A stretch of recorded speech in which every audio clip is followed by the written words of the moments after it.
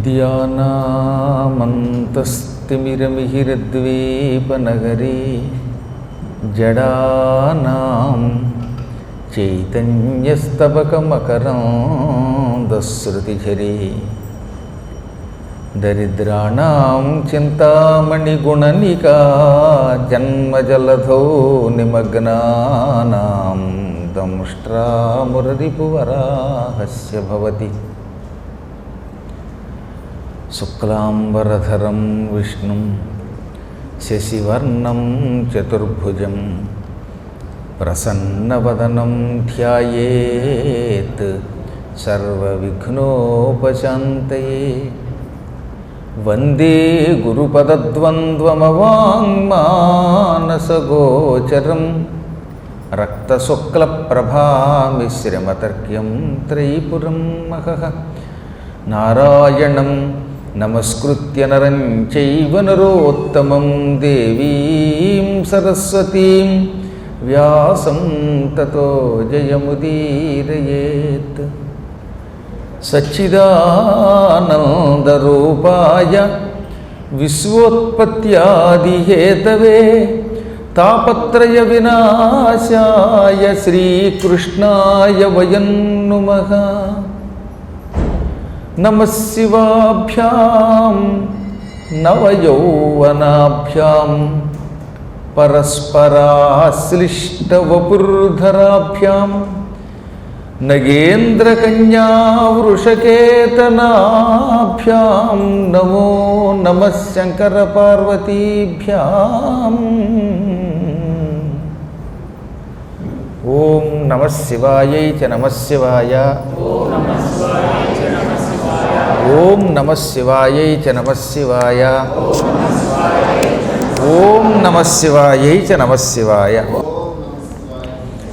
పరమ పవిత్రమైన శివపురాణంలో తారకాసుర వధ, ప్రళంబాసుర వధ ఇటువంటి ఘట్టాలన్నీ కూడా బ్రహ్మ ద్వారా నారద మహర్షి విన్నాడు. విని పులకించిపోయి శివజ్ఞానం ఒక నిధి, మహాసంపద. ఈ భూలోకంలో ఉన్న సంపదలన్నీ ఏవో ఒకనాడు మనల్ని విడిచిపెట్టి వెళ్ళిపోతాయి. ఈ సంపద ఎప్పుడు ఉంటుందో ఎప్పుడు పోతుందో తెలియదు, కానీ శివజ్ఞానం అనే సంపద మాత్రం ఎప్పటికీ తరగని చెరగని నిధి. లౌకిక సంపదలు మనుషుణ్ణి వ్యసనపరుణ్ణైనా చేయొచ్చు, దరిద్రుణ్ణి చేయొచ్చు, విడిచిపెట్టవచ్చు, లేదా వాటి వల్ల నరకం రావచ్చు. కానీ శివజ్ఞానం అటువంటిది కాదట. ఈ సంపద ఎటువంటిది? విన్నంత వరకు ఆనందం ఎలాగో కలగజేస్తుంది. శరీరం విడిచిపెట్టాక కైవల్యం ఇచ్చి తీరుతుంది. అందుకే జ్ఞానాల్లో కల్లా ఉత్తమ జ్ఞానం ఏది అంటే శివజ్ఞానం. ఈ శివజ్ఞానానికి మించిన నిధులు మరొకటి ఒకట.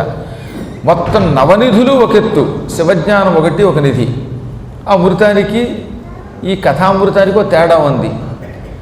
కథ విన్నవాడు, అమృతం తాగినవాడు, ఇద్దరికీ తేడా ఏమిటి అని ఒకప్పుడు దేవతలంతా కలిసి శ్రీ మహావిష్ణువుని అడిగారు. సుధాం పిబన్ ఏక ఏవ నరస్యాదజరామరః. అమృతం అంత తేలిగ్గా దొరకదు, కానీ అదృష్టం బాగుండి మీలో ఎవరో ఒకరికి అమృతం దొరికిందనుకుందాం. ఆ అమృతం తాగినవాడు వాడొక్కడే జరామరణములు లేకుండా ఉంటాడు. అనగా వాడికి ముసలితనము ఉండదు, చావు ఉండదు. ఏది? అమృతం తాగిన వాడు ఒక్కడు. కానీ ఈ శివకథామృతం భక్తి శ్రద్ధలతో కనుక మీరు వింటే దీన్ని చెవులతో త్రాగడం అంటాం. అమృతం నోటితో తాగుతాం, కథామృతం దేంతో తాగుతాం? చెవులతో తాగుతాం. అంటే అర్థం ఏంటి? శ్రద్ధతో వింటాం. శివకథామృతాన్ని శ్రద్ధతో చెవులతో స్వీకరించినటువంటి వాడి యొక్క వంశం అంతా తెలుస్తుందిట. వాడు ఒక్కడే కాదు, అతడు, అతడి భార్య, అతని కుటుంబం, అటేడు తరాలు ఇటేడు తరాలు కూడా తరిస్తాయి.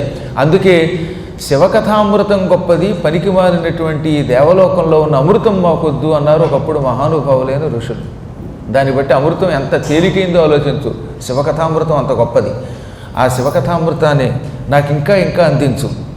కార్తికేయుని యొక్క జన్మము, లీలలు విన్నాం. ఇప్పుడు గణేశోత్పత్తి లీలలు వివరించమని భక్తితో శ్రద్ధతో నారద మహర్షి అడిగాడు. అప్పుడు బ్రహ్మదేవుడు చెప్పాడు, కల్పభేదాత్ గణేశస్య జని ప్రోక్త విధే పురా. ఒక్కొక్క కల్పంలో గణపతి ఒక్కొక్క రకంగా అవతరించాడు. పార్వతీ పరమేశ్వరులకు గణపతి కొన్ని కోట్ల పర్యాయాలు పుత్రుడిగా పుట్టాడు. ఒకసారి కాదు, కోట్ల పర్యాయాలు. ఒక్కొక్క కల్పములో ఆయన ఒక్కొక్క విధంగా అవతరించాడు. అందులో ఒకదాని గురించి ఇది వరకు నీకు చెప్పాను, ఇప్పుడు రెండో దాని గురించి చెబుతాను అన్నాడు. అంటే అర్థం ఏంటనమాట, ఈ నారదునికి ఒకప్పుడు గణపతి యొక్క పుట్టుక రహస్యం ఒక రహస్యం చెప్పాడు. అది ఇందులో ఉండదు. బ్రహ్మవైవర్త పురాణంలోనూ లింగ పురాణములోనూ గణేశ పురాణంలో ఉంటుంది. అది కూడా ఒకప్పుడు నారదుడు విన్నాడు. ఇప్పుడు తర్వాత విషయం ఇప్పుడు చెబుతున్నాడు. మనకి అది విననటువంటి వాళ్ళు లేక చదవని వాళ్ళు ఉంటారుగా, వాళ్ళ కోసం క్లుప్తంగా చెప్తున్నాడు అనమాట. శని దృష్టం శిరశ్చన్నం సంచితం గజమాననం. ఒకప్పుడు గణపతి శని దృష్టి వల్ల తల పోగొట్టుకుని గజముఖుడయ్యాడు. ఆ కథ ఇప్పుడు చెప్పను, కొత్తగా చెబుతానన్నాడు. అప్పుడు మళ్ళీ మీకు అనుమానం, మళ్ళీ ఎప్పుడు బ్రహ్మవైవర్తం వస్తుందో, ఎప్పుడు లింగ పురాణం వస్తుందో, ఎప్పుడు గణేశ పురాణం వస్తుందో, అప్పటిదాకా ఈ కథ తెలియదు అనుకోకుండా ఉండడానికి క్లుప్తంగా ఒక్క చెప్పేస్తాను మీకు. ఒకప్పుడు పార్వతీదేవి నాకు కుమారుడు పుట్టట్లేదు, కొడుకు కావాలనుకున్నది. అందుకోసం ఆవిడ పుత్రక వ్రతము అని ఒక వ్రతం చేసింది. పుత్రకామిష్టి యాగం ఎటువంటిదో వ్రతం కూడా అటువంటిది. కాతే వ్రతములో హోమగుండం ఉండదు. యజ్ఞం చేసేటప్పుడు యజ్ఞగుండం పెట్టుకుంటారు.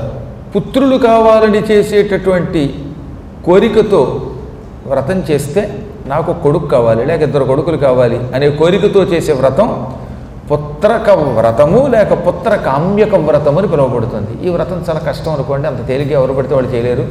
అమ్మవారు కాబట్టి శ్రద్ధాసక్తులతో ఒక సంవత్సరం పాటు ఆ వ్రతం చేసింది. సంవత్సరం పూర్తయ్యాక ఒకరోజు ఉపవాసం ఉన్నది. ఉపవాసానంతరం మరునాడు ఎవరో ఒకడికి భోజనం పెట్టి అప్పుడు భోజనం చేయాలి. సాధారణంగా ఉపవాసం ఉన్న వాళ్ళందరికీ ఒక నియమం ఏమిటంటే ఉపవాస విరమణ సమయంలో ఎవరో ఒక్కరికైనా అన్నం పెట్టాలి. ఈ మధ్యన ఒక ఆవిడ అడిగింది, రోజు మా ఆయనకి అన్నం పెడుతున్నానుగా, ఒకడికి ఏమిటి, మా ఆయన తింటే 10 మంది తిన్నట్టే అంది. మీ ఆయనకి పెడితే కాదు, అది ఇతరులకు పెట్టగలిగితే దాన్ని అన్నదానం అంటారు. అన్నదానం అనే పేరుతో ఇంట్లో భార్యాభర్త ఒకడికొకడికి అన్నం పెట్టించుకుంటే అది అన్నదానం ఎలా అవుతుంది, తిన్నదానం అవుతుంది. కానీ కాబట్టి ఏకాదశి ఉపవాసం కానీ శివరాత్రికి ఉపవాసం కానీ ఉన్నవాళ్ళు మరునాడు బయట వాళ్ళు ఎవరిలో ఒకళ్ళకి తమకి సంబంధం లేని వాళ్ళకి పెట్టుకోవాలి. కనీసం ఒక్కరికైనా పెట్టుకోవాలి. అంబరీషుడు లాంటి వాళ్ళు కొన్ని వేల మందికి పెట్టేవారు. అలాగే అమ్మవారు కూడా పుత్రక వ్రతం పూర్తయిన తర్వాత ఉపవాస దీక్ష విరమించి దేవతలకి, దేవతల స్త్రీలకి అందరికీ షడ్రసోపేతమైనటువంటి భోజనం పెట్టింది. షట్ అంటే 6 రసములతో కూడినటువంటి ఆహారాన్ని షట్ రస ఉపేతము, షడ్రసోపేతము. ఏమిటి 6 రసాలు? తీపి, పులుపు, చేదు, కారం, ఉప్పతనం. కాబట్టి చెప్పొచ్చేది ఏంటంటే మొత్తం మీద ఈ 6 రకాలైనటువంటి వాటితోటి మంచి రకరకాలైనటువంటి పిండి వంటలు తయారు చేసేవారు. మళ్ళీ వీటిల్లో కూడా ఏం చేయాలట, ఉల్బణము, అనుల్బణము, ఉల్బణ అనుల్బణం. అంటే తీపి పదార్థం మళ్ళీ దాంతో కలిపి పులుపు కూడా కలుపుతారు. తీపి పులుపు కలిసింది. కొంతమంది పులిహారలో చింతపండుతో పాటు కొద్దిగా బెల్లం వేస్తారు. అంటే ఈ పులుపుతో పాటు తీపి కలిపారనమాట. తీపి పులుపు, మళ్ళీ పులుపులో కారం, కారంలో చేదు, చేదులో ఉప్పు, ఉప్పుతో పాటు తిక్తం. ఈ విధంగా 6 రకాలైనటువంటి రుచులతో కూడినటువంటి పదార్థాలు మిశ్రితాలు చేసి విడిగాను అసంఖ్యాకంగా తయారు చేసి అమ్మవారు భోజనం పెట్టింది. అందరూ భోజనం చేశాక మిట్ట మధ్యాహ్నం 12 గంటలకి ఇక తాను కూడా భోజనం చేద్దాం అనుకుని వంట ఇంట్లోకి వెడుతూ ఉండగా భిక్షాందేహి అని ఎవరో ఒక భిక్షుకుడు బయట నుంచి అరిచాడు. వెంటనే అమ్మవారు భోజనం చేయబోతున్నది కాస్త పరుగు పరుగున బయటకు వచ్చి భిక్షాందేహి అన్నవాడికి అన్నం పెట్టకుండా తినకూడదనే శాస్త్రాన్ని దృష్టిలో పెట్టుకుని ఎవరు బాబు అని వచ్చింది. ఎదురుగుండా ఒక సన్యాసి, నీలంగా ఉన్నాడు ఆయన, కానీ సన్యాసి దీక్షలో ఉన్నాడు. మంచి కాషాయ వస్త్రాలు ధరించాడు. వెంటనే అమ్మ నమస్కరించింది. కాషాయ వస్త్రమాత్రేణ యతి పూజ్యోన సంశయ. కాషాయ వస్త్రం ధరించినంత మాత్రాన యతిని పూజించాలిట. యతీశ్వరులకి పెద్దగా పాండిత్యం లేకపోయినా కాషాయం ధరించాడు కాబట్టి నమస్కరించు. ఇదొక నియమం అంతే. ఆ తర్వాత నీ ఇష్టం. అతని శక్తి ఉంటే మహాశక్తివంతుడైన సన్యాసి అయితే అనుసరిస్తాం, శక్తి లేకపోతే ఓ దండం పెట్టి ఊరుకుంటాం. కానీ వస్త్రమునకు మాత్రం గౌరవం ఇవ్వాలట. తొందరపడి దొంగ సన్యాసి, కపట సన్యాసి ఇలాంటి మాటలు ఎవరిని పెడితే వాళ్ళు అనకూడదు. అందుకే ఆవిడ నమస్కరించింది. భిక్ష పెడుతున్నాను బాబు, లోపలికి రా అని ఒక బంగారపు ఆసనం ఇచ్చి కూర్చోబెట్టింది. ఆ తర్వాత లోపలికి వెళ్ళింది. ఓ బంగారపు పళ్ళెం నిండా రకరకాల పదార్థాలు పెట్టుకుని అక్కడికి వచ్చింది. ఆ పదార్థాలు పుచ్చుకుని అక్కడికి వచ్చే లోపు ఏమైంది, ఈ భిక్షుకుడు మాయమైపోయాడు.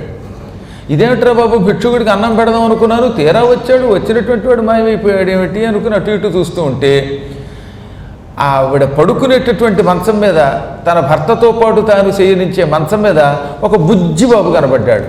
అందంగా ఉన్నాడు, తెల్లగా ఉన్నాడు వాడు. ఆవిడ తెల్లబోయి భిక్షుకుడు మాయమయ్యాడు, బిడ్డ వచ్చాడు, ఎవరి ఇతడు అనుకుంటూ ఉండగా ఆయన చిరునవ్వు నవ్వి నేనే భిక్షుకుడిని అన్నట్ట. అప్పుడు ఆవిడ దివ్య దృష్టితో కనిపెట్టింది, ఈ వచ్చినవాడు శ్రీ మహావిష్ణువు. ఈ చేసిన వ్రతానికి, పుత్రక వ్రతానికి మెచ్చుకుని విష్ణువు భిక్షుకు రూపంలో వచ్చి ఆవిడ భిక్ష ఇచ్చేలోపు ఆవిడికి బిడ్డగా మారిపోయాడు. అందుకే శుక్లాంబరధరం విష్ణు అంటారు. ఆ కారణం చేత కూడా ఆయన విష్ణు అన్నారు. ఈ విధంగా ఒక కల్పంలో విష్ణువే బిడ్డగా వచ్చాడు. ఇంకా ఆవిడ ఆనందపడిపోయి శ్రీమన్నారాయణుడు తన అంశతో నాకు బిడ్డగా వచ్చాడు అని ఆ బిడ్డను ఎత్తుకున్నది, లాలించింది, పాలించింది. మొత్తం దేవతలకి, ఋషులకి, అందరికీ కూడా నాకు పిల్లవాడు పుట్టాడు, చూడడానికి రమ్మని పిలిచింది.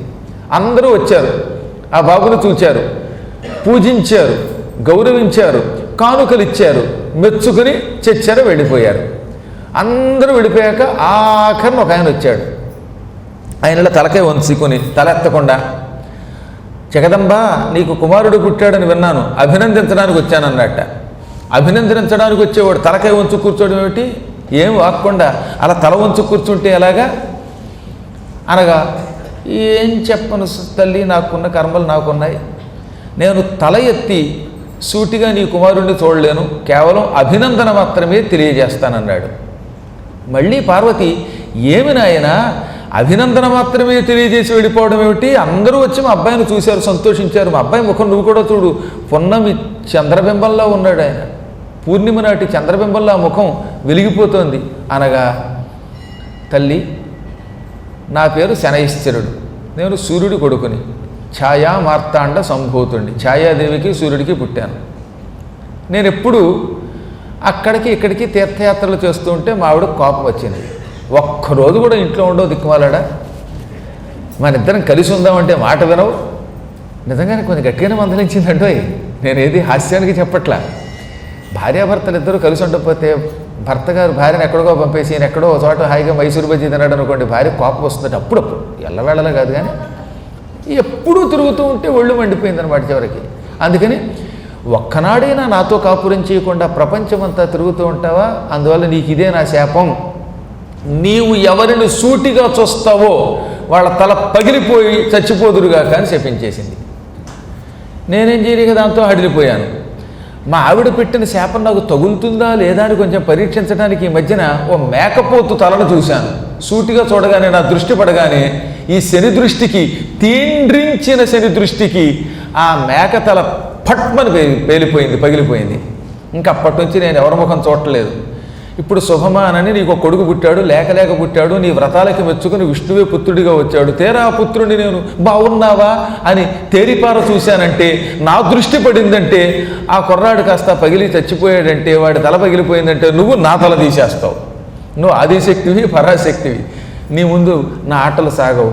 అందుకని నేను తల ఉంచుకుని అతను చూడకుండానే అభినందించి కానుక ఇచ్చి వెళ్ళిపోదాం అనుకుంటున్నాను.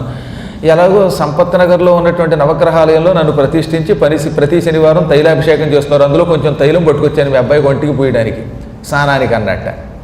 ఆవిడ పక్కపక్కనవి, నీకు మీ ఆవిడిచ్చిన శాపం సామాన్యుల ఎడల పనిచేస్తుంది, పార్వతీపుత్రుడి ఎడల ఆ శాపం పనికిరాదు. అంటే నీ శాపంతో నువ్వు సామాన్యుడు చూస్తే వాడి తల పగులుతుంది, కానీ పార్వతీపుత్రుడి తల కూడా పగులుతుందా?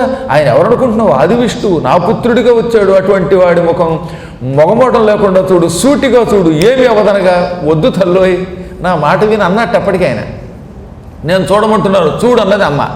ఆయన సూటిగా చూడగానే పెద్ద శబ్దంతో ఆ పిల్లవాడి తల పగిలిపోయింది. ఇక చూడండి, ఆవిడకి ఒళ్ళు మండిపోయింది, పళ్ళు పటపట కొరికింది. దుర్మార్గుడా, అందుకే నేను శనిగాడు అన్నారు. అసలు ఎవరు చూడడానికి రమ్మన్నారు నేను ఏమన్నా పిలిచానా? వచ్చినవాడు తిన్నగా ఉండక నీ శాపకథ చెప్పావు, నేను తిన్నగా ఉండక నిన్ను బలాత్కారంగా చూడమన్నాను. చూడగానే పిల్లవాడి తల పగిలిపోయింది. ఇప్పుడు నీకు ఇదే నా శాపం, ఈ రోజు నుంచి నువ్వు కుంటి కాలువాడి అయిపోదుగాక, నీ కాలు కుంటి అయిపోగాక అని శపించింది.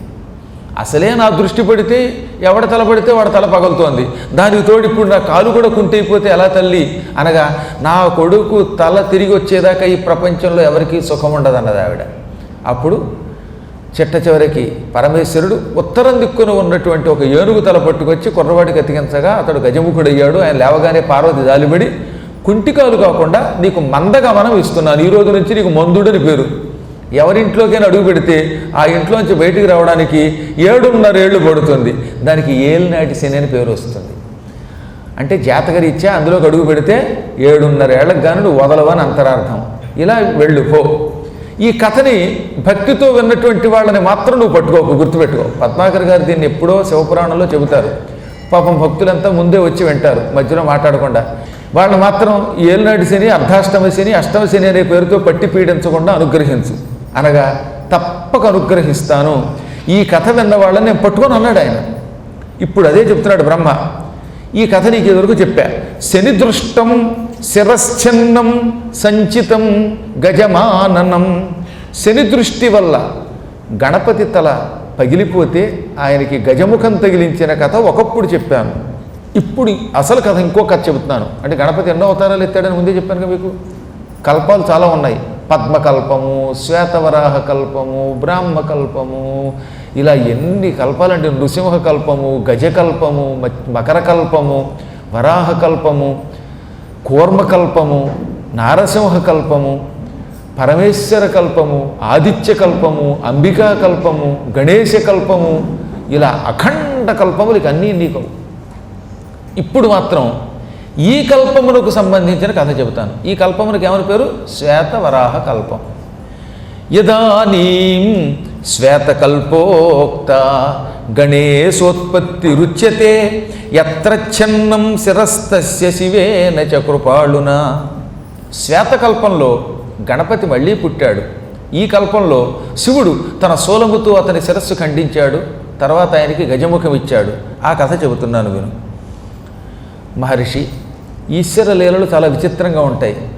ఆ లీలలు లోకోపకారం కోసం చేస్తాడు ఆయన. భగవంతుడికి నిజానికి గుణం లేదు, రూపం లేదు, అసలు నివాసమే లేదు, అంతటా నిండి ఉంటాడు. ఒక్కచోట ఎక్కడ ఉంటాడు ఆయన?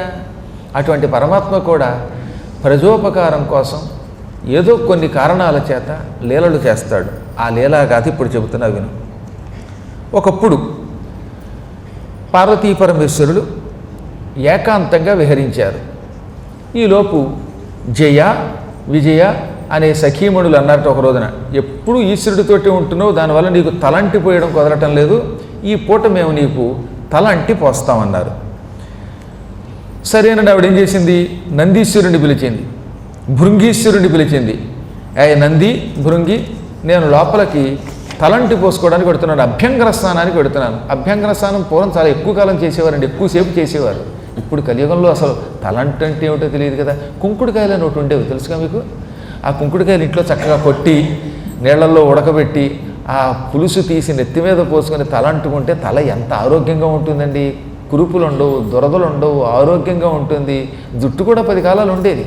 ఈ షాంపూలు ఎప్పుడు వచ్చాయో అప్పుడే సర్వనాశనం అయిపోయాం. సబ్బులు, దానివల్ల జబ్బులు, ఆ తర్వాత షాంపూల వల్ల మనిషి ఇదిగో దాని పేరంటే హాస్పిటల్కి క్యాంప్ వేయడం మొదలుపెట్టాడు. ఇలా సమస్తానికి మూల కారణం మన ప్రగతి, సైన్స్ డెవలప్మెంట్. ఎంత లాభమో అంత నష్టం అన్నమాట. అభ్యంగనం ఆయువుని పెంచుతుంది. అందుకని ఆయుర్వేదం ఏం చెబుతోందంటే ఒళ్ళంతా నలుగు పెట్టుకోవాలి. చక్కగా నువ్వుల నూనె పూసుకుంటే నువ్వుల నూనె మెత్తగా ఉంటుందిట. అందుకని ఆ నువ్వుల నూనె ఒళ్ళంతా పూసుకుని కాసేపు ఆ నూనెలో శరీరాన్ని నాంచాలి.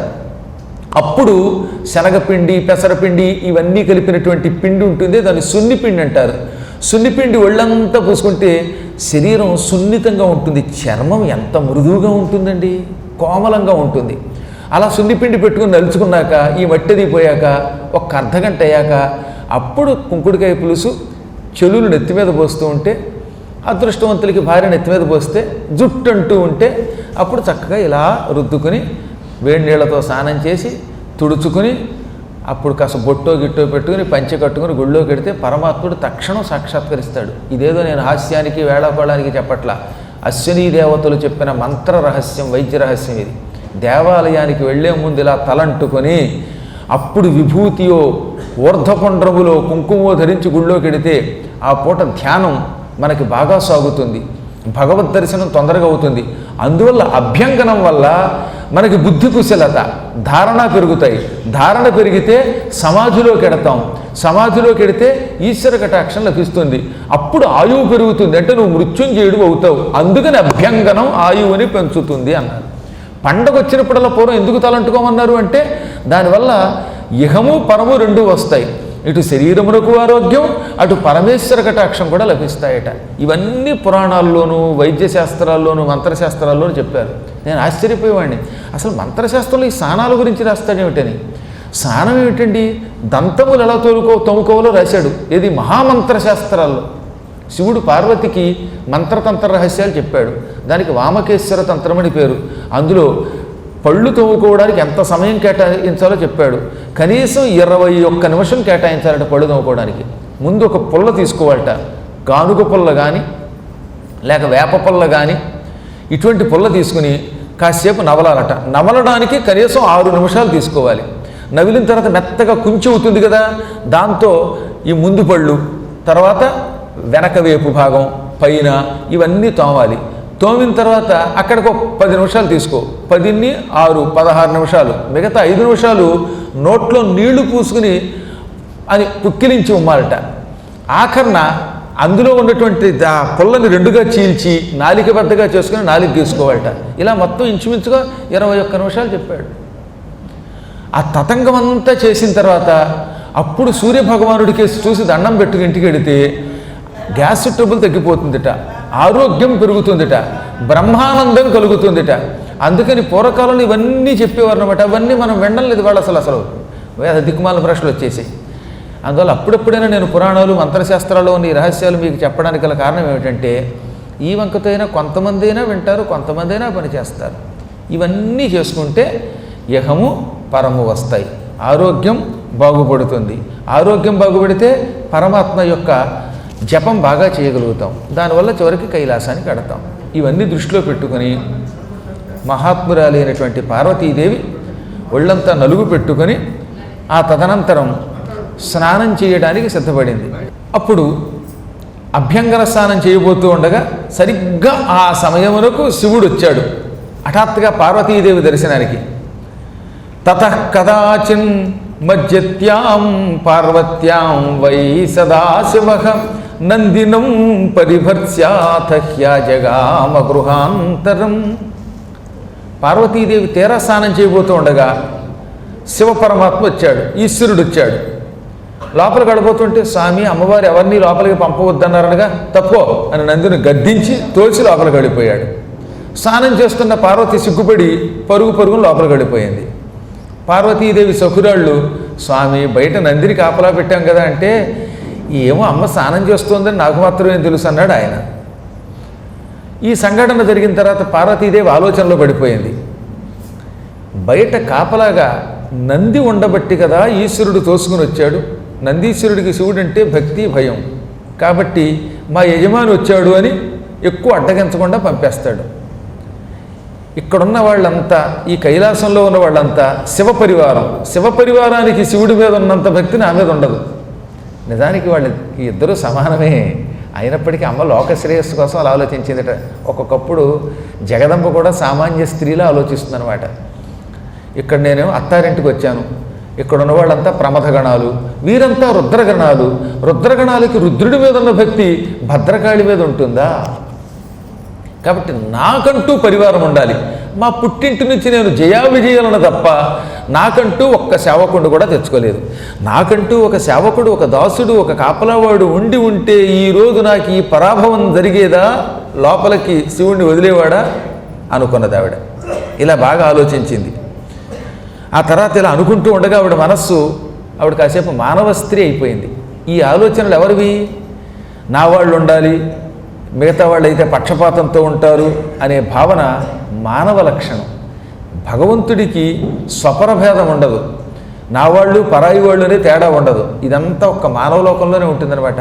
మా పుట్టింటివారు, మీ అత్తింటివారు, ఈ కబుర్లన్నీ మానవ లక్షణం. రామచంద్ర ప్రభు పెళ్లి రోజులు కూడా అలాగే అనుకునేవాళ్ళని చూశానండి బాబు నేను. ఎంత విచిత్రంగా ఉంటుందో. ఆ మధ్యన 70 ఏళ్ల వయస్సు కలిగిన దంపతులు వచ్చారు. పెళ్ళయి ఎంతకాలం అయిందంటే 45 ఏళ్ళు ఎంతో అయిందని ఆయన చెప్పాడు. 45 ఏళ్ళుగా కలిసి ఉన్నామండి మేము, అందువల్ల ఆశీర్వదించండి అనగా ఇంతలో ఆవిడ ఏమిటది ఆ నిలబడ్డం అని ఒక్క తోపు తోసింది. వాడు తెల్లబోయాడు. చూడండి ఈవిడ పని ఇంతేను. నేనేదో పొరపాటున ఎడం వైపున ఆవిడని ఉంచుకోవాల్సింది పోయి కుడివైపు నేను ఆవిడ నిలబెట్టాను అనుకుందాం. అంటే భార్య ఎప్పుడు భర్తకి ఎడం వైపు ఉండాలంటే ఈవిడ ఈసారి కుడివైపు ఉండగా దండం పెట్టాట. అంత మాత్రం చేత గురువుగారు ఎదురుగుండా నా పరువు తీసేసి తోసేసిందండి, పెళ్ళి అయినప్పటి నుంచి ఇంతేనండి, ఇది రాకాసండి అనగా వీడే రాక్షసుడండి అంది. పెళ్లి రోజున ఆశీర్వచనానికి వచ్చిన వాళ్ళిద్దరూ అరగంట సేపు కొట్టుకున్నారు. నేను ఏం చెప్పినా వింటంలా. నేనేదో చెప్తుంటే మీరు ఊరుకోండి నువ్వు తోపు తోసింది ఆవిడ. ఇంక ఊరుకోకేం చేస్తాను. కాబట్టి చెప్పొచ్చేది ఏంటంటే ఈ మానవ లక్షణాలు ఏంటంటే భార్యాభర్తలు పేరుకి పెళ్లి చేసుకుంటారు కానీ కలిసి ఉండడం తక్కువగా ఉంటుంది. ఏదో కలిసి ఉంటున్నాం అంటే కలిసి ఉంటారు. మ్యారేజ్ డే అని సంవత్సరానికి ఒక రోజు మాత్రం దేవుడి దేవులు ఆ ఒక్కరోజైనా కలిసి ఉంటే కొంత సంతోషం అనుకోండి. మానవ లక్షణం సంపూర్ణమైనటువంటి ఐకమత్యము, సంపూర్ణమైనటువంటి సమదృష్టి ఉండవు. ఉంటే ఎప్పుడో బాగుపడతారు. జగన్మాత ఇలా మానవ స్త్రీలు ఆలోచిస్తూ ఉంటే ఆవిడ ఒంటికి మట్టి వచ్చిందిట. ఆ మట్టి రాగానే ఆవిడ ఇలా నలుపుకుంది ఒళ్ళు. విచార్యేతి చ సా దేవి వపుషో మల సంభవం పురుషం నిర్మమౌ సాతు సర్వలక్షణ సంయుతం.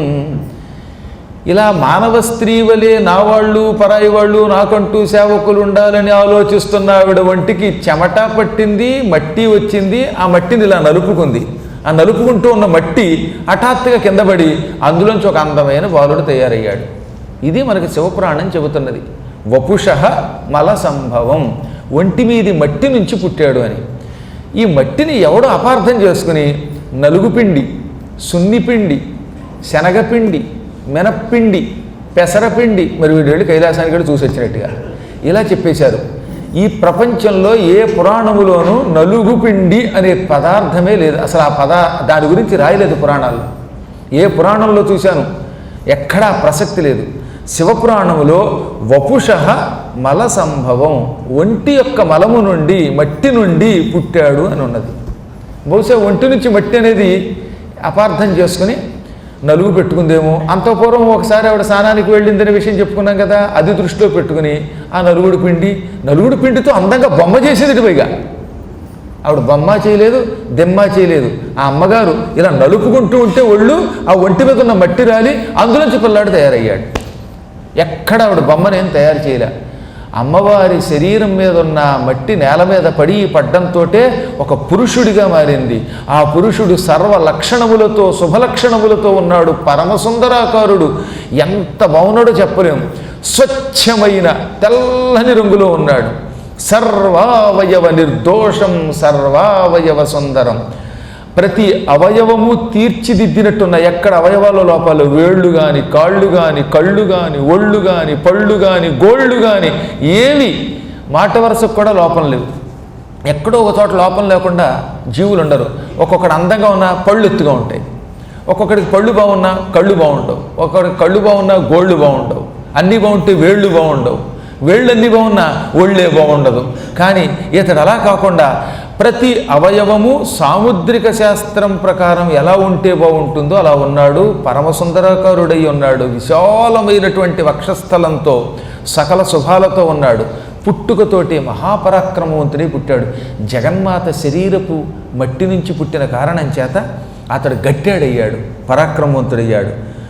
వెంటనే పార్వతి ముచ్చటపడిపోయి, ఆహా, నా శరీరం నుంచి ఆవిర్భవించిన పుత్ర, నువ్వు ఈ రోజు నుంచి ఉమాపుత్రుడివి, పార్వతీపుత్రుడని పిలువబడతావు, ఇదిగో తీసుకో అని వాడికి మంచి బట్టలు ఇచ్చింది. బుల్లి బాలుడు కదా, ఆ పుట్టగానే వాడు 5 ఏళ్ల బాలుడు అయిపోయాట. ఈ 5 ఏళ్ల బాలుడు కట్టుకోవడానికి కావలసిన పంచెలు ఇచ్చి ముచ్చటగా అంగవస్త్రం కట్టింది. మోకాళ్ళ వరకు ఉండే పట్టు వస్త్రం కడితే అసలు బాబు ఎంత బాగున్నాడు.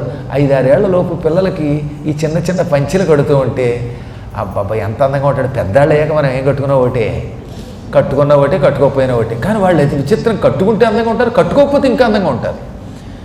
అలాగా కుర్రాడు ఈ వస్త్రాలు ధరించి అందంగా కనబడ్డాడు. ఆవిడ గంధం అవి పూసి రకరకాల అలంకారాలు చేసి చెవులకు కుండలాలు కూడా నొక్కింది. ఆ తర్వాత నాయన నువ్వెవరో తెలుసా, నువ్వు నా పుత్రుడివి, నీ పేరే పార్వతీపుత్రుడు. మత్పుత్రస్త్వం మదీయోసి నాణ్యః కశ్చితిహాస్తి మే. నువ్వు నా కొడుకువి, నువ్వు తప్ప నాకు మరొకడెవడూ లేడు. పార్వతీదేవి ఇలా ఆ పిల్లవాడితో పలికింది, నాయనా నువ్వు నా పుత్రుడివి, నావాడివి నువ్వు తప్పెక్కడ ఈ కైలాసంలో మరొకడు లేడు, నువ్వు ఒక్కడివే నావాడివి అని పలకగా అప్పుడు ఆ కుర్రాడు ఇంకొక పేరు కూడా పెట్టు తల్లి అన్నట్ట. అయితే ఇంకేముంది, నీకు గణేశ అని పేరు పెడుతున్నాను, నాలో ఉన్న ఇంద్రియ గణములకు అధిపతివి నువ్వు.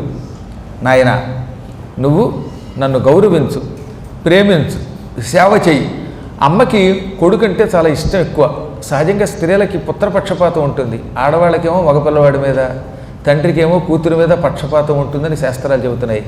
అలాగే నాకు నువ్వంటే ముద్దు ముచ్చట, నా పనులు చేసి పెట్టు అనగానే బుద్ధిగా ఇలా చేతులు కట్టుకుని ఈ రోజు నుంచి నేను నీకు దాసుణ్ణి, నువ్వు ఏం చెబితే చేస్తానన్నాడు ఆయన. కిం కార్యం విద్యతే తేద్యకరవాణితవోదితం. ఈ రోజు నుంచి నువ్వు ఏం చెప్పినా చేస్తాను, కాదు కూడదు అనకుండా చేస్తాను. అమ్మా నీ అనుగ్రహం ఉంటే ఎంత గొప్ప పనైనా చేస్తాను, కొండలు పిండి చేస్తాను, సముద్రాలు తాగలుగుతాను, ఆజ్ఞాపించు నన్ను అన్నాడు ఆయన. ఈ రోజు నుంచి నా గుమ్మానికి నువ్వు కాపలాగా ఉండు, నీకు ఒక కర్ర ఇస్తాను, ఈ కర్ర పుచ్చుకొని గుమ్మం దగ్గర కాపలాగా ఎవరిని లోపలికి పంపించకు, నా ఆజ్ఞ లేకుండా శివుడు కూడా లోపలికి రావడానికి వీల్లేదు. వినామదాజ్ఞాం మత్పుత్ర నైవాయాన్మద్గృహాంతరం. రేపటి నుంచి నా ఆజ్ఞ లేకుండా లోపలికి ఎవడు రాకూడదు. ఇది నేను చెబుతున్నటువంటి సత్యం, నా ఆజ్ఞ ఉల్లంఘించకనగా అలాగే అన్నాడు. వెంటనే ఆవిడ ఏం చేసింది, అందమైన ఒక కర్ర సృష్టించి ఇచ్చింది. ఇప్పుడు ఆ కర్ర ఇవ్వగానే వెంటనే దాన్ని చేత్తో పట్టుకుని ముద్దు పెట్టుకున్నట్ట. కర్రను కూడా ఆయుధాన్ని, అమ్మవారి ఇచ్చిన ఆయుధం కదా, చక్కగా ముద్దు పెట్టుకోగానే అమ్మ కూడా సంతోషించిందండో. ముఖమాచుంబ్య, నా బాబే నా బాబే, ఈ కర్ర పుచ్చుకొని నువ్వు కాపలా కాస్తుంటే ఎంత ముద్దు వచ్చేస్తున్నావో, బుల్లి భట్టుడివి, బాలభట్టుడివి అని దగ్గరికి తీసుకుని ఆవిడ ముద్దు పెట్టుకుని కౌగులించుకుని ఇదిగో కర్ర పుచ్చుకొని ఇక్కడే కూర్చోసమా అని ఒక స్టూల్ కూడా ఇచ్చింది. ఇలాంటి ఒక స్టూల్ ఒకటి, ఒక మంచి బంగారపు పీట ఇచ్చిందిట. ఈ పీట మీద కూర్చో అని గుమ్మం బయట పెట్టింది. ఆయన గుమ్మం బయట కూర్చుని ఆ కర్ర పుచ్చుకొని, నువ్వు లోపల ఉండగా నువ్వు మళ్ళీ ఎవరినైనా పంపించమనేదాకా ఎవరిని పంపించనమ్మా అన్నాడు. ఆ తర్వాత తదనంతరం అమ్మవారు మళ్ళీ అభ్యంగన స్నానం మొదలుపెట్టింది. ఇక్కడ గొప్ప విషయం ఏంటో తెలుసా, ఇప్పుడు కుర్రాడు కాపలాకి వస్తున్నాడు కదా, వీడు మహాపరాక్రమవంతుడు, వాడి చేతిలో కర్ర ఉంది కదా, అందుకని అభ్యంగన స్నానం చేయటం మొదలుపెట్టింది, తలంటుకోవడం మొదలుపెట్టింది. ఆవిడ స్నానం చేస్తున్న కాసేపటికి జరగవలసిన కార్యం ఎలా జరపాలి కదా, అందుకని శివుడు సరిగ్గా ఆడేందుకు వచ్చాడు. శివుడికి తెలియదు ఆవిడ ఏం చేస్తుందో, అందుకని అమ్మవారు స్నానం పెట్టగానే మళ్ళీ వచ్చాడు. ఈసారి ఒంటరిగా రాలేదు, ఆయనతో పాటు నందీశ్వరుడు, భృంగి, ప్రమథగణాలు, మహావీరులు, వీరభద్రాదులు అందరూ వచ్చారట. హుటాహుటిని అందరూ వస్తూ ఉండగా ఈ కుర్రాడు కర్ర పుచ్చుకుని ఎవడో నువ్వు అన్నట్ట. నేను శివుణ్ణి అన్నాడు ఆయన. శివుడా, ఏమో నాకు తెలియదు, నాకు తెలుసున్నదల్లా అమ్మ చేత తయారు చేయబడిన బొమ్మను నేను, నువ్వెవరైనా నాకు అనవసరం. మాతురాజ్ఞాం వినాదేవ గమ్యతాన్నత్వయాధున. నువ్వు దేవుడివైనా సరే మా అమ్మ అజ్ఞలేంది లోపలికి ఎవరు వెళ్ళడానికి వీల్లేదు. మా అమ్మ స్నానం చేస్తూ ఈ కర్ర నాకు ఇచ్చి ఎవరిని లోపలికి వదలొద్దంది, నేను వదలనన్నాడు ఆయన. శివుడికి ఆ కుర్రాన్ని చూసి ముచ్చట కలిగింది. ఎవరో బాలుడా నువ్వు, తెల్లగా మిసమిసలాడిపోతున్నావు, నువ్వు బాలుడివి కనుక ఎక్కువ తెలివితేటలు ఉండవు, చిన్నపిల్లలకి తెలివితేటలు తక్కువగా ఉంటాయి. చిన్నపిల్లలకి అంటే పెద్దాళ్ళకే ఉండట్లేదు కదా, ఇంక చిన్నపిల్లలకు ఉండటంలో ఆశ్చర్యం ఉన్నదని అయినా తెలివి తక్కువతనం. ఆ తెలివి తక్కువతనంతో నన్ను ఆపకు. నువ్వు అమ్మ అని ఎవరిని పిలుస్తున్నావో ఆ అమ్మ మా ఆవిడ, అంటే నేను నీకు తండ్రి అనగా తండ్రో ఎండ్రో నాకు తెలియదు, నీ ఇష్టం, నువ్వు ఎక్కడికైనా పో, నాకున్నదల్లా మా అమ్మే, కుదరదు, ఎవరిని వదలనన్నట్ట. శివుడు కుర్రాడే కదా అని తేలిగ్గా తీసుకుని ఆ కర్రని ఇలా పక్కకు తోసి లోపలికి అడబోతూ ఉంటే ఆ కర్ర ఎత్తి తాడిస్తేన బుర్ర మీద కొట్టేసేటండి, శివుడిని నెత్తి మీద కొట్టాడు. శివుడి శిరస్సు మీద కొట్టి కూడా బతికాడు అంటే దానికి గల కారణం ఆయన గణేశుడు అవ్వడమే. అసలు నాకు ఈ కథ చదివినప్పుడల్లా తెగనవచ్చేదన్నమాట. తాడితస్తేన ఎష్టియాహి, ఎష్టి అంటే కర్ర, కర్రతో శివుడు అంతటి వాడు నెత్తి మీద కొట్టాట. శివుడి నెత్తి మీద కొట్టినవాడు కొద్దిమందే ఉన్నారు తెలుసుగా మీకు. అర్జునుడు కొట్టాడు అలా గాంధీవంతో. కొట్టగానే గంగా చంద్రబింబం ఈ తల పగలగొట్టుకుని లోపలికి వెళ్ళిపోయి ఆయన కడుపులోకి వెళ్ళిపోయాడు ఏకంగా. కిరాతక రూపంలో ఉన్న శివుడి నెత్తి మీద గాంధీవంతో అర్జునుడు కొట్టాడు, అంతఃపురం గణేశుడు కొట్టాడు. దాంతో ఆయన కోపం వచ్చింది. కోపం వచ్చింది అనకంటే కోపం నటించాడు. మూర్ఖోసిత్వం నజానాసి శివోహం గిరిజాపతి స్వగృహం యామిరే బాల నిషేధసి కథం హిమాం. రే మూర్ఖ, సామాన్య బాలక, ఎవడవరా నువ్వు? ఈశ్వరుడి యొక్క శిరస్సునే కొడుతున్నావు.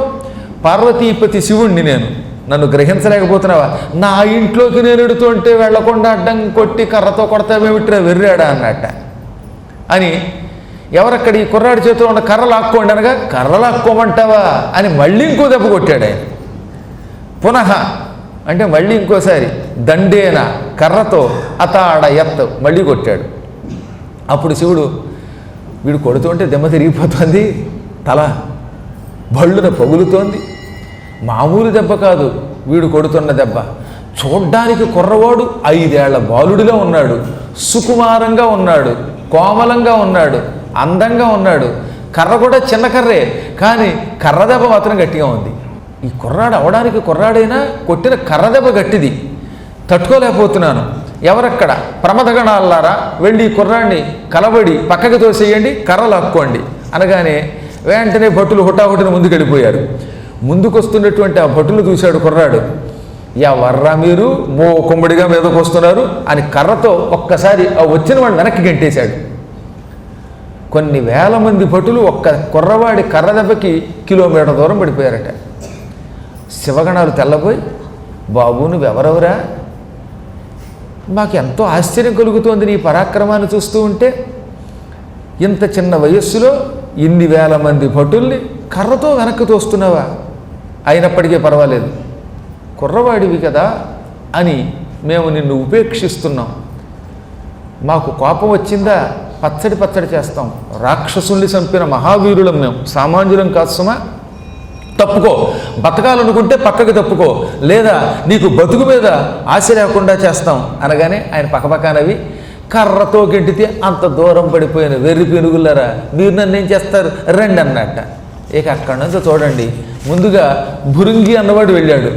భృంగిని కర్రతో కాళ్ళ మీద కొట్టి తర్వాత 2 చేతులతో ఎత్తి విసిరి పారేస్తే కైలాసం నుంచి వచ్చి ఆయన హిమాలయ పర్వతం మీద పడ్డాడు.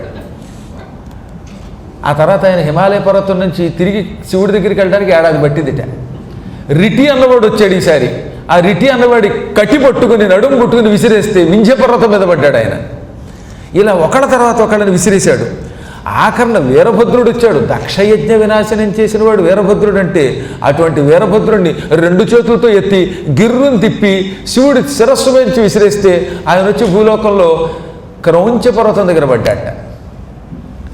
వీరభద్రుడికి అర్థమైంది, వీడ అమ్మవారి దివ్యశక్తితో పుట్టాడు, శక్తిపుత్రుడు. ఈ శక్తిపుత్రుడితో ఇప్పుడు యుద్ధం చేయకూడదు అనుకుని పైనుంచి దండం పెట్టి మళ్ళీ శివుడి దగ్గరికి తీర్థయాత్రలు అన్నీ చేసిన తర్వాతే వస్తాను, ఎప్పట్లో రానని, భూలోకానికి ఎలాగో వచ్చాం కదా అని తీర్థయాత్రలు చేసుకు వెళ్ళిపోయాడు ఆయన. అవకాశం ఉన్నప్పుడు తీర్థయాత్రలు చేశాట ఆయన. అప్పుడు శివుడు తెల్లబోయాడు. వీరులారా, ఇదేం విచిత్రం ఇది! మారట రుద్రుడు వీరభద్రుడు, ప్రమథగణాలు, నందీశ్వరాదులు, భృంగీశ్వరాదులు ఒక్క కుర్రవాడితో యుద్ధం చేయలేక పడిపోతున్నారా? రే రే గణాహ క్లేబమత నవీరా వీరమానిన. ఓరి గణాల్లారా, ఎంతకాలం మీరు మహావీరులు అనుకున్నాను. మీరు క్లీబ అంటే నపుంసకులు లాంటి వాళ్ళు. పేరుకి వీరులము అని పేరు పెట్టుకున్నారు, కానీ మీరు వీరులు కాదు, సూర్యులు కాదు. నిజంగా మీరు వీరులైతే అందరూ మూకుమ్మడిగా కుర్రవాడి మీద పడి వాడిని గెంటేయండి అన్నాడు ఆయన. ఆయనకి ఏం జరుగుతుందో తెలుసు కదా, అందుకే వీళ్ళని రెచ్చగొట్టాడు. దీనికి ఒక కారణం చెప్పమంటారా? ఈ ప్రమథగణాలకి ఈ మధ్యకాలంలో అహంకారం వచ్చింది. మేము శివుడి యొక్క అనుచరులం, శివుడి కార్యక్రమాలు మేము చేస్తున్నాం, శివుడి కాళ్ళు పడుతున్నాం, శివుడికి నెత్తికి నూనె రాస్తున్నాం, శివుడికి ఏమో బట్టలు ఇస్తున్నాం, శివుడి సేవకులం. అసలు శివుడికి మేము లేకపోతే ఏ పని చేసుకోవడం రాదు, శివుడంతా శివుడి బతికంతా, శివుడిని ఎంత గొప్పవాడిని చేసింది మేమే అని అహంకారం వచ్చింది కండోయ్. అలా ఎలా వస్తాయి అహంకారాలు అంటే అదే ప్రకృతి అన్నారు. ఒక్కొక్కప్పుడు మన స్వభావాలు, పూర్వజన్మ సంస్కారాలు అంత కైలాసానికి వెళ్ళినా వదలవు. కొంతకాలం శివుడికి సేవ చేసినటువంటి ప్రమథగణములంతటి వాళ్ళు శివుణ్ణి మనం గొప్పవాణ్ణి చేసాం, మనం లేకపోతే శివుణ్ణి ఇంత స్థాయికి ఎవరు తీసుకొస్తారనుకున్నారట. అసలు శివుడు అంటే ఎవరికి తెలుసు? మనమే కదా. చక్కగా శివ వాట్సాప్ గ్రూప్ పెట్టాం, శివ అనే పేరుతో అవేవో తయారు చేసాం, ఆయన్ని బాగా ప్రచారం చేసి వెలుగులోకి తీసుకొచ్చాం.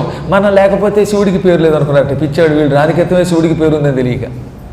ఇలా చాలామంది అనుకుంటారు మేము దాన్ని డెవలప్ చేసాం, దీన్ని డెవలప్ చేసాం. ఆలయాన్ని నువ్వు డెవలప్ చేయటం ఏంటి? ఆలయానికి సేవ చేసామనాలి, ఎప్పుడు డెవలప్ చేసామని అనకండి. డెవలప్ చేయటం అనేది మన వల్ల కాదు. మహానుభావుల దగ్గర, వాళ్ళ దగ్గర మనం నేర్చుకోవాల్సినదే. ఎన్నాళ్ళు ఆలయానికి సేవ చేస్తున్నాం అన్నారు, దాన్ని ఒక్కనాడైనా మేము ఎప్పుడైనా ఆలయాన్ని అభివృద్ధి చేసామనే పదం వాడరు వాళ్ళు. అదే సామాన్యులు అయితే ఏం చేస్తారు, నేను ఆలయం చైర్మన్ అయ్యానండి, ఆలయాన్ని డెవలప్ చేశానండి అంటాడు. భగవంతుడికి మనం సేవకులం అండి, అంతేగాని భగవంతుడికి ఏదో మనం అభివృద్ధి పేరుతో త్రోవ చూపించట్లా. అది జ్ఞానం కలిగిన వాళ్ళు అనే మాట. పరమేశ్వరుడి దగ్గర ఉన్నటువంటి ప్రమథగణాలు కూడా ఏమనుకున్నారు, శివుడిని మనం బాగా వెలుగులోకి తీసుకొస్తున్నాం, శివుడికి కీర్తి తెచ్చిపెడుతున్నాం, అసలు మనం లేకపోతే శివుడు లేడు అనుకున్నారు. అందుకే శివుడు పార్వతి ద్వారా ఇంత లీల నడిపాడు.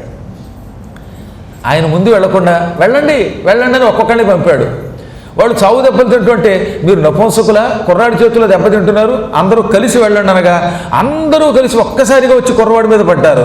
అప్పుడు ఆ కుర్రాడు కర్ర గిర్రని తిప్పుతూ కర్రసాము చేయడం మొదలుపెట్టాడు. కర్రసాము చేస్తూ ఒక్కొక్కరిని పట్టుకుని చితక్కొట్టి పారేశాడు. కొందరు కాళ్ళను విరచను, కొందరికి కాళ్ళు విరిగాయి, కొందరికి చేతులు విరిగాయి, కొందరికి ముక్కులు ఊడిపోయాయి, కొందరికి చెవులు పగిలాయి, కొందరికి దంతాలు ఊడిపోయాయి, భగ్నం అయిపోయాయి. ఈ గందరగోళానికి లోపల తలంటుకున్నటువంటి పార్వతి చెలికెత్తెని పిలిచి, ఏమిటే బయట ఢామ్ ఢీమ్ ఢమాలని సౌండ్ అవుతోంది అంది ఆవిడ. లేదు తల్లి, ఈశ్వరుడు ప్రమథగణాలతో వచ్చాడు, నన్ను లోపలికి వెళ్ళనియ్యి అని నీ పుత్రుడిని అడిగితే ఆ కుర్రాడు అడ్డం కొట్టాడు. అందుకని ఆ కుర్రాడి మీదకి ప్రమథగణాలు యుద్ధానికి వెళ్ళాయి. ప్రమథగణాలు వీపు విరగొట్టి పారేస్తున్నాడులే, వీపు విమానం మోత మోగిస్తున్నాడు ఆయన. ఆ శబ్దాలన్నమాట. ఆ కుర్రవాడు ఎవడన్నా ఢామ్ అని కొట్టగానే ఈ లోపలికి వచ్చే ఆ శబ్దం ఇంకా రెట్టింపు శబ్దం అవుతోంది. అనగానే అన్నీ ఎరిగిన అమ్మవారు అలాగే చేయని చూద్దాం అన్నది ఆవిడ. లౌకికీ వృత్తిం ఆశ్రిత్య, లోకాచారాన్ని అనుసరించి ఏమో పర్వాలేదు కుర్రాడిని యుద్ధం చేయని అంది. ఈలోపు శంకరుడు, ఓహోరి గణాలారా, ఈ కుర్రాడు నా సంబంధమైన కుర్రవాడు కాదు, ఇతడు ప్రస్తుతం శివపుత్రుడు కాదు, కేవలం శివాపుత్రుడు, పార్వతీపుత్రుడు, అందుకే వాడికి అంత శక్తి. ఇప్పుడు నేను ఈ కుర్రాన్ని ఉపేక్షిస్తే శివుడికి శక్తి లేదు, అమ్మవారి పుత్రుడిని ఏమీ చేయలేకపోయాడు అని అందరూ అనుకుంటారు. కాబట్టి మీరు సావు దెబ్బలు తిన్నారు కదా, ఒప్పుకుంటారా మీరంతా ఈ కుర్రవాడిని ఏమీ చేయలేమని? మీ వల్ల కాదని నా దగ్గర శరణాగతి కోరితే అప్పుడు ఈ కుర్రాడి సంగతి చూసుకుంటాను అనగానే వెంటనే వాళ్ళు చేతులు జోడించి ప్రమథగణాలు, మహేశ్వర, మేము చాలా కాలం నుంచి నీకు సేవ చేస్తున్నాం, నీ అనుగ్రహంతో మేమంతా నీ పరివారం అయ్యాం, నీ భక్తులం అయ్యాం, నీ గణాలం అయ్యాం, నీ ఆజ్ఞతో ఎంతోమందితో యుద్ధం చేశాం, చాలా అరుదుగా కొంతమంది చేతుల్లో దెబ్బలు తిన్నాం, అప్పుడు కూడా ఇంత భయంకరమైన చావు దెబ్బలు తినలేదు. అదేం విచిత్రమో, ఒక అర్భకుడు, పంచశరద్ వయస్కుడు, అంటే కేవలం 5 ఏళ్ళు కలిగినటువంటి 5 ఏళ్ల వయస్సు కలిగినటువంటి ఈ బాలుడు కొట్టే కర్ర దెబ్బలు తినలేకపోతున్నాం. కారణం ఏమిటి అనగా ఎంతలో అక్కడికి వీణ వాయించుకుంటూ నారదుడు వచ్చాడు. టింగ్ టింగ్ అని ఓం నమశివాయ అనుకుంటూ వచ్చాడు. వెంటనే ప్రమథగణాలు ఆయనకి నమస్కరించి, పరమేశ్వరుడి సేవకులకు శృంగభంగం అయిపోయింది. శృంగభంగం అంటే తెలుసుగా, శృంగం అంటే కొమ్ము, నందీశ్వరాదులు కొమ్ములు విరిగాయి, అందుకని కొమ్ములు విరిగాయి కనుక శృంగభంగం అంటారు దాన్ని. శృంగము అంటే శిఖరం, శిఖరాలు విరిగిపోతే కొండలకి శృంగభంగం అంటారు. శృంగము అంటే అవయవాలు, ఎప్పుడన్నా అవయవాలు ఇతరుల చేతుల్లో విరిగిపోతే అప్పుడు శృంగభంగం అంటారు. శృంగము అంటే తెలివి, మన ఎవడన్నా తెలివితేటలతో ఓడించాడు అనుకోండి, అవతల వాడి ప్రశ్నకి మనం సమాధానం చెప్పకపోతే ఓడిపోయినట్టేగా. అప్పుడు కూడా తెలివి తేటలతో వాడు నిన్ను అవమానించాడు కనుక కూడా శృంగభంగం. ఇన్ని కారణముల చేత శృంగభంగం అంటారు. మాకు నిజంగా శృంగభంగం అయింది. నారదా, ఈ బాలుడి చేతిలో ఎందుకు మేము ఇలా చావు దెబ్బలు తిన్నామనగానే అప్పుడు నారదుడు అన్నాడు, అన్నిటికీ మూలకారకుడి శివుడు. ఈ జగత్తంతా శివమయం, సర్వం శివమయం జగత్. ఆ పరమేశ్వరుడి దగ్గర ఉండి కూడా మీరు విర్రవీగారు. శివుడికి మేమే సేవ చేస్తున్నాం, మా సేవకుల వల్ల శివుడికి పేరు వస్తోంది, సేవకుల వల్ల శివుడికి పరాక్రమం పెరిగింది, చేసే పనులన్నీ మనం చేస్తూ ఉంటే పేరు మాత్రం శివుడికి వస్తోంది అని మీరంతా కొంతకాలం పాటు అహంకరించారు. ఆ అహంకారానికి తగిన శాస్తి పరమేశ్వరుడు చేశాడు. ఇప్పుడు మీరంతా ఓడిపోవడానికి గల కారణం ఈ కుర్రాడి శక్తి కాదు, మీ అహంకారం, మీ పాపం, పరమేశ్వర ధిక్కార దోషం. ఇకనైనా ఆ దోషాన్ని విడిచిపెట్టండి అనగానే వాళ్ళంతా శివుడి కాళ్ళ మీద పడి శరణు శరణు, ఇంకెప్పుడు మేము అహంకరించం. శంకర, మీ కింకరులం అహంకరించి బెంకంతో పొంకంతో మేము ఈ అపరాధానికి తగిన శిక్ష అనుభవించాం.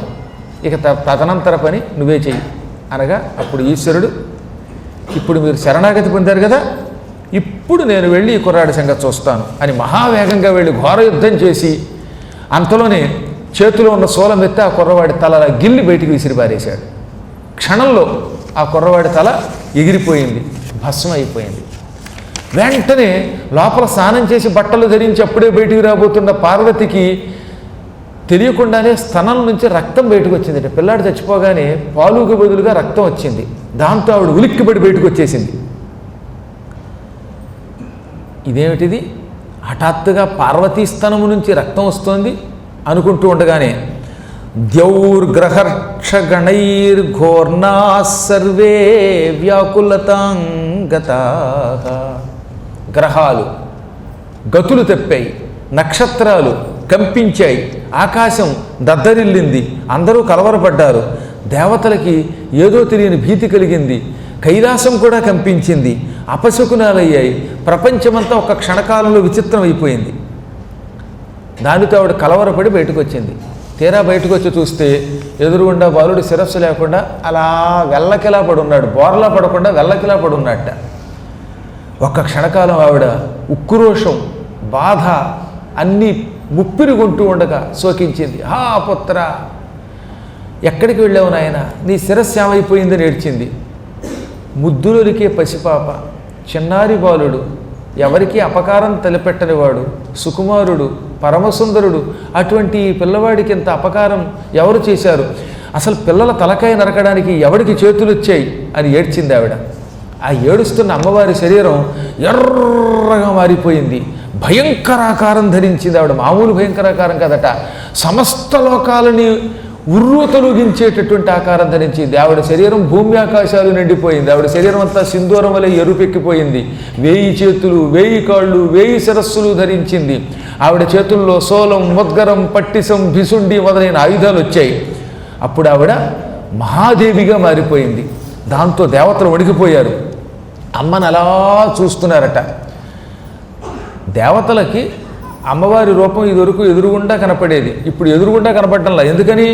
అమ్మల ఆకాశం అంతెత్తు ఆవరించేయడంతో ఎక్కడ శిరస్సు ఉందో, ఎక్కడ కళ్ళున్నాయో, ఎక్కడ కాళ్ళున్నాయో, ఎక్కడ చేతులున్నాయో తెలియడంలా. దాంతో వాళ్ళు నమో దేవ్యై మహాదేవ్యై శివాయై సతతం నమః, నమః ప్రకృత్యై భద్రాయై నియతా ప్రణతాస్మతాం. జగన్మాత, దేవి, ప్రకృతి, మహాకాళి, భద్రకాళి, నీ దివ్యమంగళ రూపానికి మేము నమస్కారం చేస్తున్నాం. భీకరమై సింధూరంలా ఎర్రగా ఉన్నది నీ శరీరం, అరుణవర్ణంతో ఉన్నావు నీవిప్పుడు. ఇది చూడ్డానికి ఎలా ఉంది? ఒకేసారి 1,000,000 అగ్నిహోత్రములు వెలిగినట్టుగా ఉంది, 1,000,000 సూర్యులు ఎర్రని బింబముల రూపంలో దర్శనమిచ్చినట్టుగా ఉంది నీ రూపం. నీ కళ్ళు అగ్నిగోళాల్లా వెలిగిపోతున్నాయి, నీ చేతుల్లో ఉన్న ఆయుధాలు పదే పదే కదులుతున్నాయి. ఈ ఆయుధాలతో మమ్మల్ని ఎక్కడ చంపుతావు అని భయపడిపోతున్నాం, పాహి పాహి అన్నారు వాళ్ళు. ప్రమథగణాలు కూడా పార్వతీమాత, జగదేకమాత, మహాకాళి, మహాలక్ష్మి, మహాసరస్వతి రక్షించన్నారు. ఇలా అందరూ ఉడికిపోతూ ఉండగా అప్పుడు ఆ జగన్మాత, ఈ నా బాలుడు నాకు అత్యంత ప్రీతిపాత్రుడు, అటువంటి ఈ పిల్లవాడిని చంపారు మీరు, అందువల్ల మిమ్మల్ని క్షమించను. ఈ ప్రపంచమంతా నాశనం చేసేస్తున్నాను అని వెంటనే తన శరీరం నుంచి అసంఖ్యాక శక్తులు సృష్టించింది. హే శక్తయో అధునా దేవ్యో యుష్మాభిర్న నిదేశతః, ఓ శక్తులారా, దేవీమూర్తులారా పుట్టండి, ఎడమవైపు నుంచి కుడివైపు నుంచి పుట్టండి అసంఖ్యాకంగా అనగానే వెంటనే తారిణి, కార్క్షిణి, మహాకాళి, యక్షేశ్వరి, రాక్షసేశ్వరి, జగన్మాత్రేశ్వరి మొదలైనటువంటి అనేకమైన శక్తులు పుట్టుకొచ్చేశారట. ఓరి బాబు, వాళ్ళు ఉన్నారట. కొంతమంది ఏమో 8 కాళ్లతో, కొందరు 4 కాళ్లతో, కొందరు 3 కాళ్లతో, కొంతమంది అసలు కాళ్ళు లేకుండా, కొందరు వేళ్లాడిపోతున్న తలలతో, కొంతమంది వేళ్లాడుతున్న కుచములతో, 4 చేతులతో, 8 చేతులతో, 12 చేతులతో, 18 చేతులతో పుట్టుకొచ్చారు. కొందరు నల్లగా, కొందరు ఎర్రగా, కొందరు తెల్లగా, కొందరు పచ్చగా, కొందరు పసుపచ్చగా, కొందరు బూడిద వర్ణంలో, కొందరు మట్టి వర్ణంలో ఉన్నారు.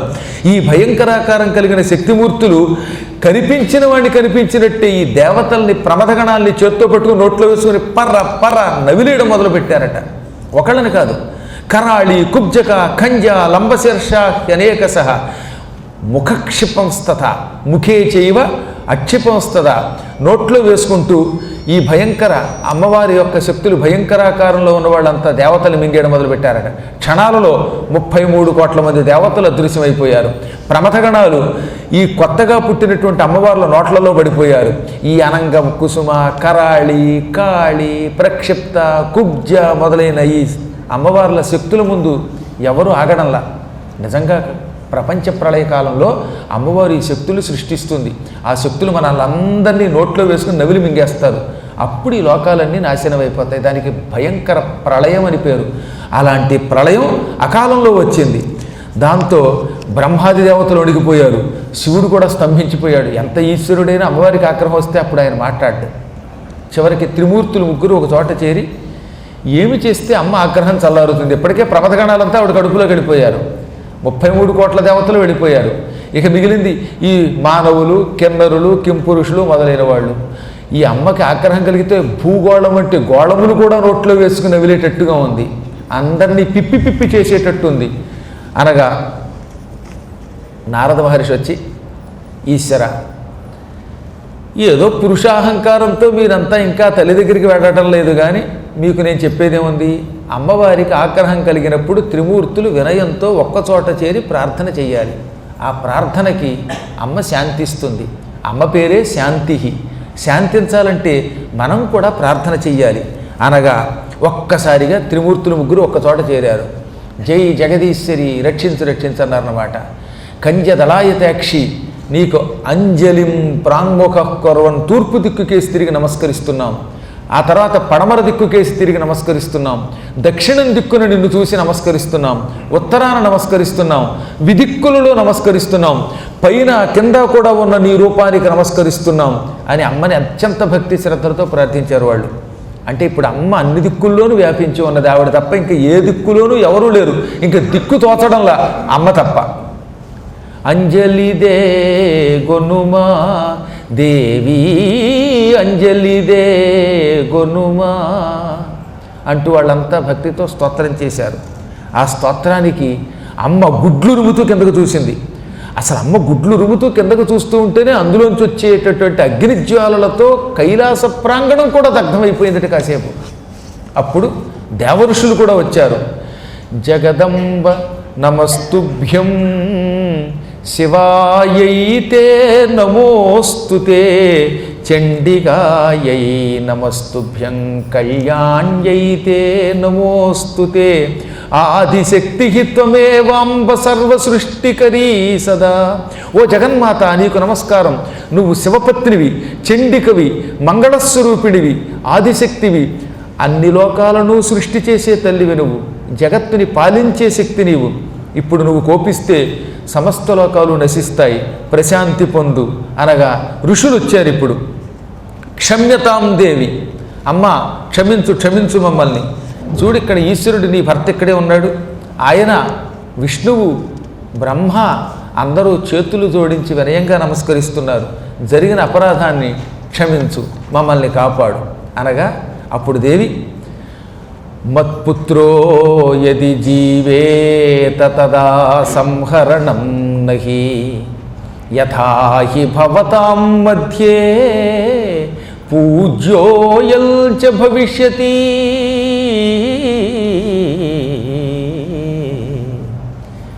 ఈ మరణించిన నా కుమారుడికి మళ్ళీ తల రావాలి, అతడు బ్రతకాలి. కుమారుడు బతికాడా మీరంతా బతుకుతారు, లేదా ఈ ప్రపంచం ఉండదు, అంత లయమైపోతుంది. కుర్రవాడు బ్రతకడమే కాదు, ఆదిపూజ్యుడు అవ్వాలి, అందరిలోకి గొప్ప పూజ్య శక్తి కలిగిన వాడై ఉండాలి అని పలకగానే అప్పుడు ఈశ్వరుడు ఉత్తరం దిక్కుకేసి పరిగెత్తుకుంటూ వెళ్ళండి. అక్కడ ఉత్తరం వైపు తల పెట్టుకొని పగటిపూట ఎవరు నిద్రపోతే వాళ్ళ తల పట్టుకొచ్చేయండి అన్నాడు ఆయన. పగటిపూట ఉత్తరం దిక్కుకేసి తల పెట్టుకుని నిద్రించడం నిషేధం. అసలు ఎప్పుడూ ఉత్తరం కేసి తల పెట్టి పడుకోకూడదు, అందులో పగటిపూట మరింత నిషేధం.